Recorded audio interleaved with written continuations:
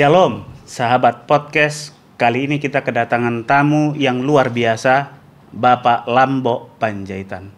Beliau adalah seorang wira swasta, juga seorang ketua jemaat, dan saat ini aktif dipercayakan oleh Konferensi Jawa Kesan Timur menjadi salah satu anggota eksekutif komite. Selain beliau memiliki keluarga yang luar biasa dan sangat banyak, ada 5 anak, 1 menantu, dan 2 cucu yang menggemaskan. Mari kita akan mengobrol santai dengan hamba Tuhan Bapak Lambo Panjaitan. Selamat datang Pak Lambo Panjaitan. Terima kasih Pak Pendeta Tambunan. Pak Panjaitan, boleh dijelaskan Bapak ini sebenarnya orang Batak yang lahir di Surabaya kah atau dari luar pulau, dari Sumatera Utara? Dan apa perjalanan yang Bapak alami semenjak kecil hingga saat ini ya, berada di Surabaya ini? Mungkin ada sedikit yang Bapak mau ceritakan dari keseharian seorang Bapak Lambo Panjaitan kepada kami, sahabat podcast pada siang ini. Terima kasih Pak Pendeta Tambunan. Terima kasih juga telah mengundang kami untuk datang pada siang hari ini di sini. Jadi saya tepatnya lahir di Medan, di kota pelabuhan namanya Belawan. Situlah saya lahir.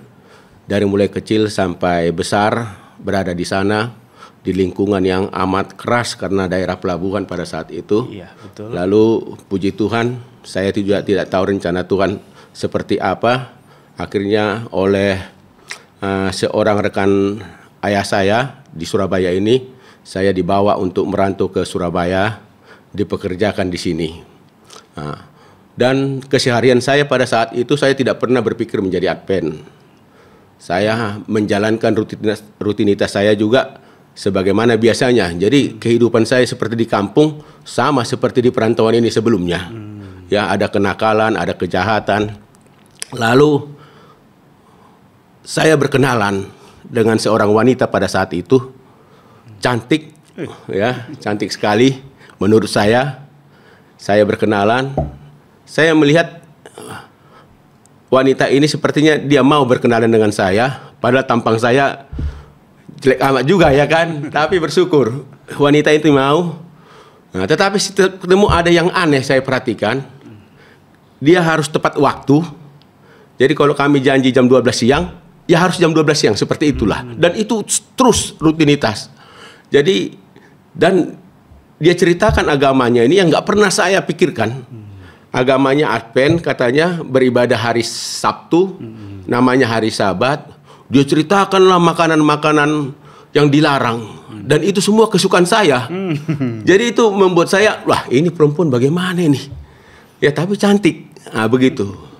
Akhirnya tetap berjalan, tetapi unik hubungan kami ini sama wanita ini, ya. Setiap hari ada surat cinta, tapi besoknya putus. Ada surat cinta, besoknya surat putus. Ada sampai hampir 100 lembar itu Pak Pendeta. Sampai akhirnya mungkin dia memantapkan diri. Ya, saya katakan pada saat itu, kan orang tuamu kan bukan Advent. Di gereja HKBP, sama seperti saya. Udah kita nikah aja dulu, saya komitmen menikah. Nanti kita kalau kembali ke Surabaya, udah jadi Advent gak apa-apa. Walaupun dalam hati saya berkecamuk pada saat itu, apa ini jadi Advent kan seperti itu. Tetapi dia mau pada saat itu, karena dalam pikiran saya laki-laki, saya orang Batak, akan saya hajar nanti dia kalau dia jadi istri saya. Begitu Pak Pendeta. Iya. Ternyata dia mau kami menikah. Nah, dia mungkin nggak mengetahui bagaimana peraturan-peraturan itu kan, tapi dia niatnya. Sampai kami menikah, mulailah saya gunakan sebagai seorang suami pada saat itu. Dan dia menurut. Menurut istri saya menurut, tetapi dengan tangisan. Setiap jam 12 siang, jam 12 malam itu, ya dia sujud bertelut di kos-kosan kami. Saya baru bangun tidur gini, apa ini perempuan? Tapi saya juga berdoa Pak Pendeta. Tuhan, jangan biarkan saya nggak makan babi, begitu Pak Pendeta. Lucu nih, doa saya ini. Gitu enak ini kok wanita beda-beda. Dan tidak jarang Pak Pendeta, karena istri saya ini kan pintar masak. Saya suruh dia masak daging babi. Dia mau tapi dengan air mata, tapi enak masakannya. Namun istri saya hamil, saya katakan kepadanya, saya sudah nggak enak juga perasaan saya. Oke gini, kalau perempuan ini kau lahirkan, kalau kau melahirkan nanti perempuan, udah bawa aja ke Adpen. Begitulah saya dulu. Tapi kalau laki-laki ini yang di kandunganmu ini, jangan coba-coba bawa ke Adpen. Sempat saya katakan sama istri saya nggak pernah menyahut. Dia diam selalu. Dia selalu berdoa betul setiap jam 12 malam. Dan akhirnya lahirlah seorang wanita. Hari Sabat Pak Pendeta. Jam 5 sore pada saat itu. Wah, saya kaget. Waduh, berarti benar ini doanya istri saya ini. Dan saya biarkanlah mereka ke Duku Kupang. Saya masih mengeraskan hati pada saat itu. Lalu berkunjunglah Pendeta Sugeng pada saat itu. Dan anaknya juga pada waktu itu kuliah di UNAI, Raymond. Dan Mbak Ruth yang sudah meninggal. Itu sering dulu Pak Pendeta waktu mahasiswa mereka ke rumah sama Pak Pendeta. Naik CB sepeda motor Honda itu yang lama itu. Nah, tapi saya belum tergerak pada saat itu. Lalu Pendeta David Mangil lah yang mulai datang pada waktu kami istri saya sudah di Tanjung Anom pada saat itu. Nah, dia rajin berkunjung.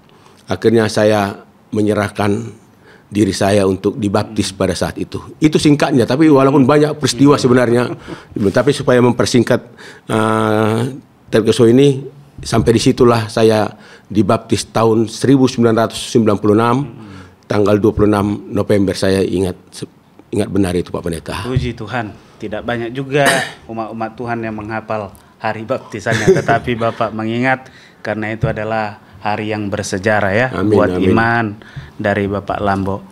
Jadi sahabat podcast, bahwa walaupun Bapak ini seorang ketua dan anggota Eskom, tetapi dari latar belakang datang dari Sumatera, juga bukan seorang Advent ya, non Advent tadinya, tetapi Tuhan memanggil Bapak Lambo lewat istri yang sangat cantik yang dikasih, sehingga dapat memiliki keluarga yang membawa Bapak Lambo menjadi seorang Advent yang setia. Amin, amin. Saya juga mengetahui Bapak punya anak ada 5 dan 1 menantu 2 cucu. Mungkin ada yang Bapak mau ceritakan dari keluarga ini, karena bagi beberapa orang keluarga besar adalah ya mungkin habis ya rezeki, tetapi bagaimana dengan keluarga Bapak? Ya, saya bersyukur kepada Tuhan ya.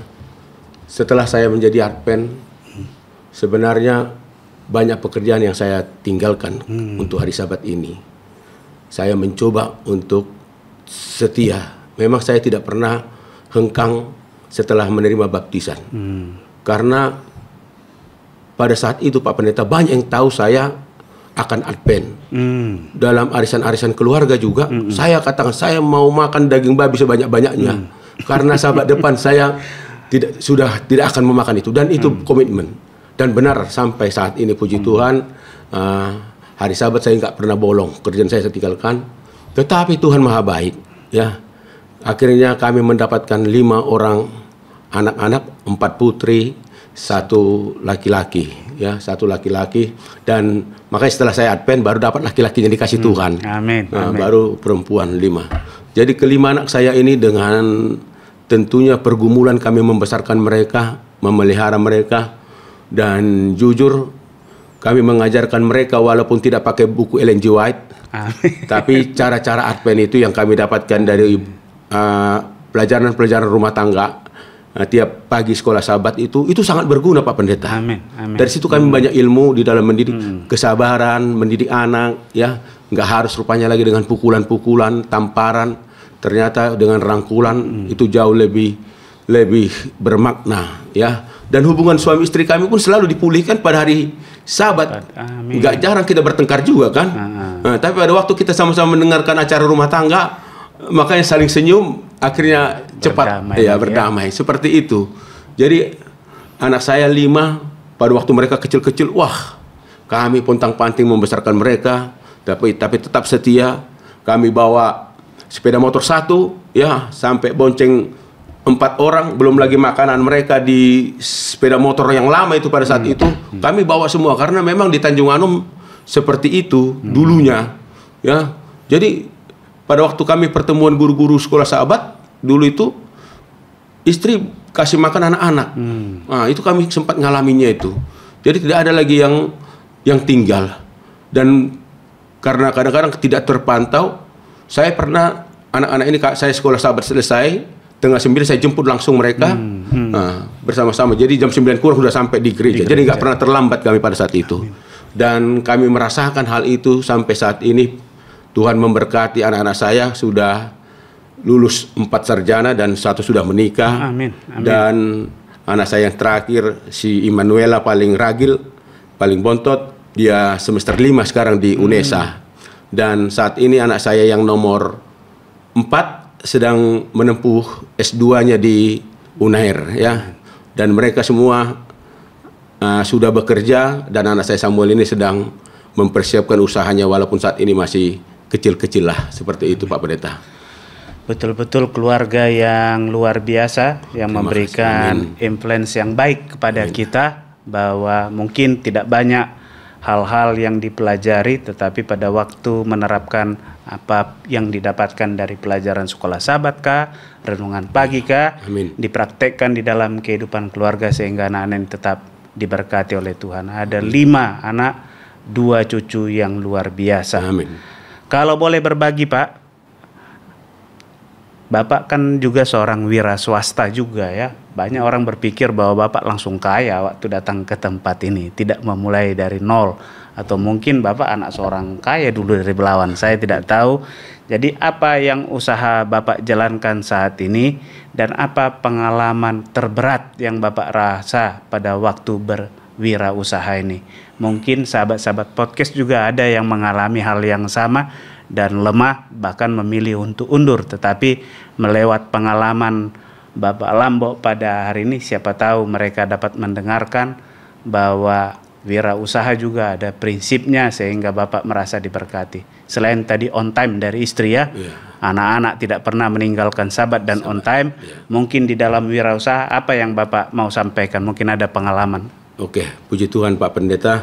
Jadi saya bukanlah perantau yang kaya dari Medan karena sangat susah lah orang tua saya mau ke Surabaya ini merantau, dan tentunya berbagai kehidupan saya sudah alami. Pada waktu saya juga menikah dengan istri, dia rela menemani saya dimulai dari bukan nol Pak Pendeta, minus ya. Karena untuk pernikahan kami itu dia tahu saya pinjam uang dulu, baru kami menikah. Setelah kami sampai, dia ikut membayarnya itu. Di Sumatera meriah pesta adat, Pak Pendeta, pesta adat. Tetapi di sini kami harus rela membayarnya sama-sama. Jadi jelas sekali bahwa kami bukanlah orang kaya, ya. Dan istri saya itu istri yang luar biasa, mau menemani saya pada saat ini. Jadi setelah itu kami kos-kosan Pak Pendeta, mengawal rumah tangga ini kos-kosan kami. Kos-kosan rumah itu kalau nggak salah saya 2 kali 5. 2 kali 5 dengan 1 lampu. Jadi kami menambahi lampu itu kalau pakai TV hitam putih pada saat itu pakai aki. Nah, jadi agak terang sedikit. Begitulah selama itu hampir 2 tahun. Akhirnya ada yang kasih kontrakan rumah kecil sama kami. Lalu tiba-tiba ada aja berkat itu setelah 2 tahun ada yang kasih rumah juga yang di gang kecil sama kami. Jadi begitulah pertumbuhannya terus Pak Pendeta. Dalam usaha kami semuanya sudah lakukan. Ya, dari mulai jual es, kami pergi ke Kenjeran sana, ada 20 kilo ini rombong. Saya naik sepeda motor, istri saya di belakang gini megang ini. Setiap pagi, sore kami pulang jual pakaian bekas. Kami jam 3 pagi ke pasar. Akhirnya kami menemukan satu usaha yang banyak di sini, koperasi namanya. Itulah yang kami lakukan, dan tiap hari Sabtu tidak buka sampai Minggu. Dan kami terus setia untuk itu, tidak pernah mau diganggu apapun. Mau kayak manapun keadaan keuangannya, pokoknya Sabtu Minggu libur. Amin. Untuk segala usaha kami lakukan itu. Dan puji Tuhan, ya, kami bukan berarti terus berjalan itu. Pernah redup, saya pernah juga buka agensi seperti namanya Pak Sihol, ya. Tapi hancur-hancuran. Ya, tapi kami bersyukur tetap sehat walaupun kadang-kadang tidak kuat. Ya, pada saat itu banyak masalah yang kami hadapi. Kami sempat terdegradasi ke tempat yang paling bawah. Kami pernah mau ke Amerika juga Pak Pendeta, nekat-nekatan. Karena banyak orang Tanjung Anom yang ke Amerika. Kami jual semua itu barang-barang untuk ongkos ke Amerika. Ternyata gagal. Ya, belum dicoba, kami udah nggak berani gitu loh. Udahlah, nggak usah lah ke Amerika. Tapi dengan segala cara kami jualan baju bekas dari Tanjung Balai pada saat itu. Nah, semuanya. Jadi kami pernah sangat jatuh. Terpuruk ya. Iya. Namun dengan tetap setia kepada Tuhan dan banyak yang mempercayakan kita, ya, kita tetap eksis pelan-pelan. Padahal Ibu Panjaitan pada saat itu sakit. Ya, kalau Pak Pendeta mengetahui, tiap minggu dulu itu opname, sekali sebulan opname. Nah, jadi bukan karena sekarang orang Pak Lambo senang mungkin ya begitu ya. Kami pernah mengalami sampai yang terbawah. Tetapi sampai saat ini istri saya tidak pernah melupakan yang namanya sembahyang berdoa khusus jam 12 malam. Jadi dari kami berumah tangga terus persepuluhan yang tetap setia. Amin. Tidak pernah diganggu gugat. Bahkan ya lebih itu ukurannya. Tidak mau mengurangi. Dan itu mungkin Tuhan melihat. Ya, sehingga sampai saat ini puji Tuhan, kita nggak tahu besok. Tetapi sampai saat ini Tuhan tetap memberkati kami. Kesusahan, tetap itu Pak Pendeta. Nggak ada usaha orang lain pun sukses terus, tapi nggak ada kendala-kendala. Pasti banyak kendala. Tetapi puji Tuhan, saat ini yang paling penting adalah setia kepada Tuhan dan berkomitmen apa yang ada pada kami. Bila mana itu bisa kami lakukan, kami akan persiapkan untuk pelayanan kami kepada Tuhan. Puji Tuhan Pak Lambo. Jadi saya lihat di dunia wirausaha pun hal-hal yang kecil yang Bapak imani tetap dipraktekkan ya. Selain on time, setia di dalam perkara kecil, bahkan selalu berdoa walaupun di tengah keterpurukan ya, pernah mengalami masa yang terpuruk, tetapi hari Sabat tetap diberikan untuk Tuhan. Apa yang menjadi hak Tuhan harus diberikan kepada Tuhan. Apa yang menjadi hak kita itu menjadi bagian kita. Dan Tuhan angkat Bapak sekarang di dalam wirausaha pun masih tetap menjadi berkat dan menjadi saluran berkat bagi pekerjaan Tuhan di Konferen Jawa Kawasan Timur. Luar biasa sekali pengalamannya. Mungkin di dalam wirausaha Bapak berhasil, bagaimana di dalam pelayanan? Sekarang Bapak kan ketua jemaat di gereja yang besar, Gereja Mahasiswa Penhara ke-7. Apakah tiba-tiba Bapak sesudah kaya menjadi ketua, atau mungkin pernah mengalami pengalaman pelayanan jemaat dari yang kecil hingga menjadi ketua jemaat? Mungkin bisa disampaikan Pak. Ya, terima kasih Pak Pendeta. Jadi sedikit saya review kembali tentang berkat Tuhan ini. Kami sangat menghormati orang tua kami. Amin. Orang tua kami meninggal semua. Di dalam kekurangan kami siap menyelesaikan semua tanpa ikut campur dari saudara-saudara kami.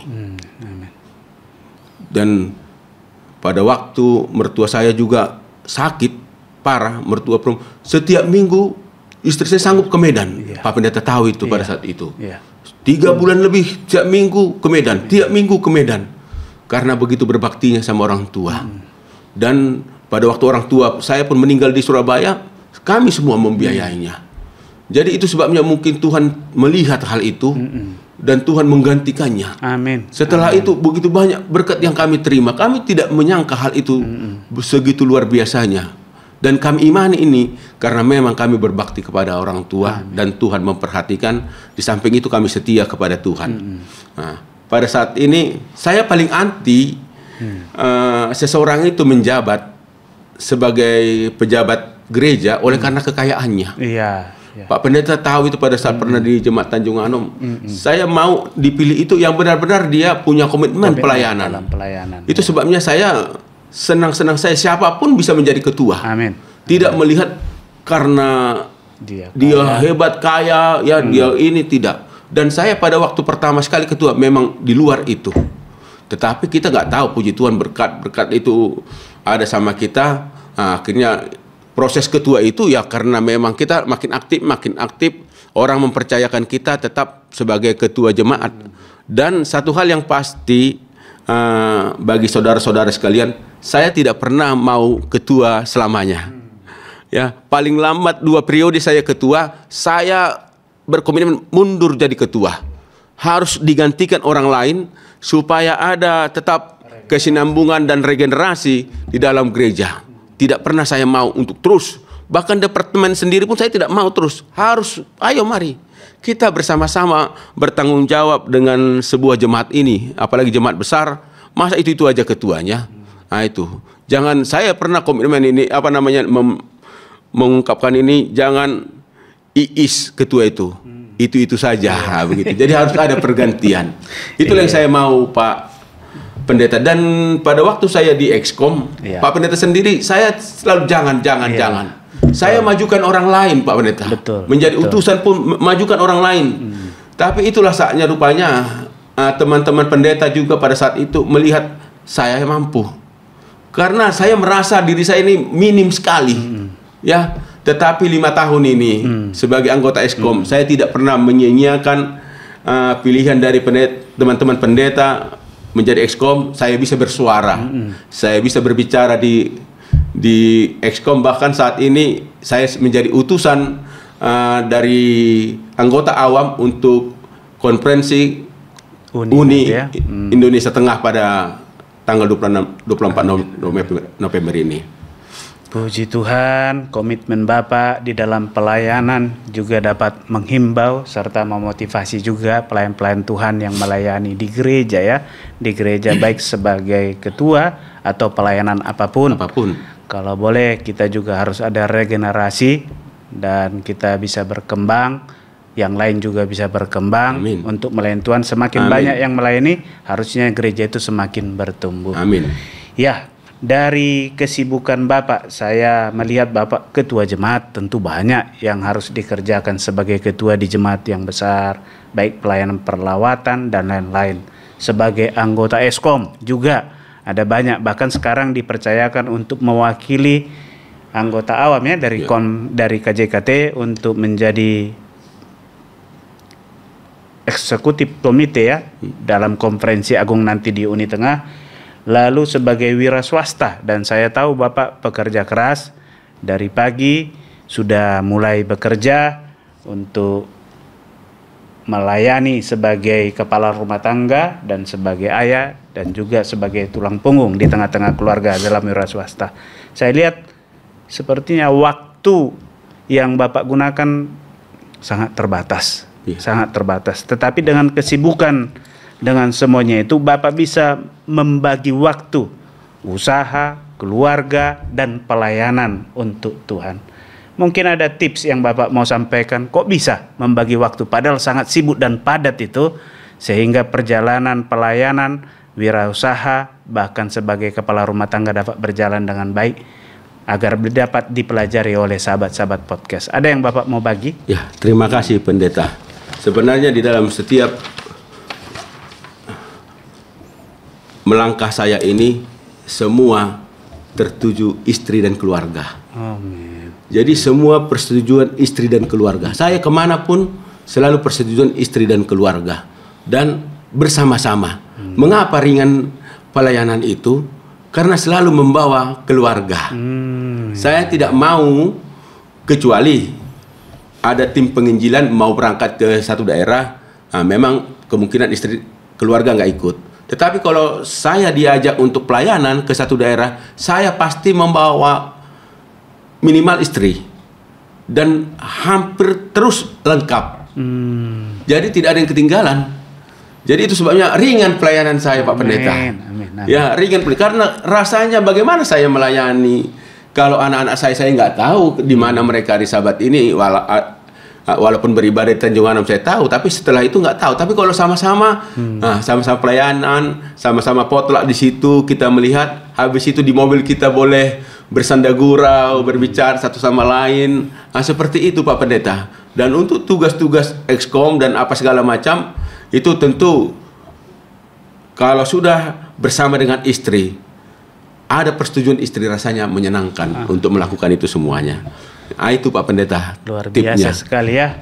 Berat sama dengan dipikul, ringan sama dengan dijinjing. Jadi kalau dikerjakan dengan beberapa orang atau dengan keluarga, jadi hal yang berat itu akan bisa dipikul. Amin Pak Pendeta. Puji Tuhan, keluarga yang diberkati dan keluarga yang luar biasa. Semoga pesan-pesan ini bisa sampai kepada sahabat podcast. Ini mungkin bagian yang terakhir Pak Lambo. Jadi bagian terakhir mungkin ada pesan kepada gereja-gereja atau umat-umat Tuhan yang sedang menyaksikan podcast ini. Apa kira-kira pesan Bapak agar di jemaat itu bisa lebih baik dan bersatu? Sebagai ketua kan menginginkan ada persatuan di jemaat. Mungkin ada yang Bapak mau sampaikan pada siang ini kepada sahabat-sahabat podcast. Apa pesan-pesan yang Bapak ingin sampaikan kepada mereka? Oke, terima kasih Pak Pendeta. Saya bukanlah siapa-siapa Pak Pendeta. Amin. Pesan saya kepada seluruh jemaat, siapapun kita, janganlah merasa menjadi tokoh sentral. Amin. Karena setiap perbincangan kita bisa salah, bisa benar, bahkan ada orang yang menilai. Tetapi berlakulah bersahabat kepada semua orang. Amin. Amin. Jangan karena berbeda pendapat langsung tidak suka selamanya. Mungkin Pendeta Tambunan tahu siapa saya, ya. Banyak perbedaan, tetapi saya harus bersama-sama. Karena gereja tidak mungkin bertumbuh walaupun orang itu punya ilmu doktor. Amin. Kalau dia sendiri. Iya. Tetapi kalaupun pendidikannya mungkin sarjana saja, tetapi dia punya kemampuan tersenyum kepada semua orang, Amin. Amin. mengajak semua orang untuk melayani, gereja itu akan bertumbuh. Jadi itu sebabnya janganlah merasa menjadi tokoh sentral yang dipuji-puji, ya, yang tanpa suara kita orang lain tidak mau kita dengar, hanya suara kita, hanya suara kita. Itu yang menjadi pesan saya yang bukan siapa-siapa ini Pak Pendeta. Terima kasih. Amin. Bapak ini seorang yang rendah hati juga ya. Seorang yang rendah hati. Ada pesan buat sahabat-sahabat podcast. Jadi mungkin jangan sombong kalau kita sedang di atas.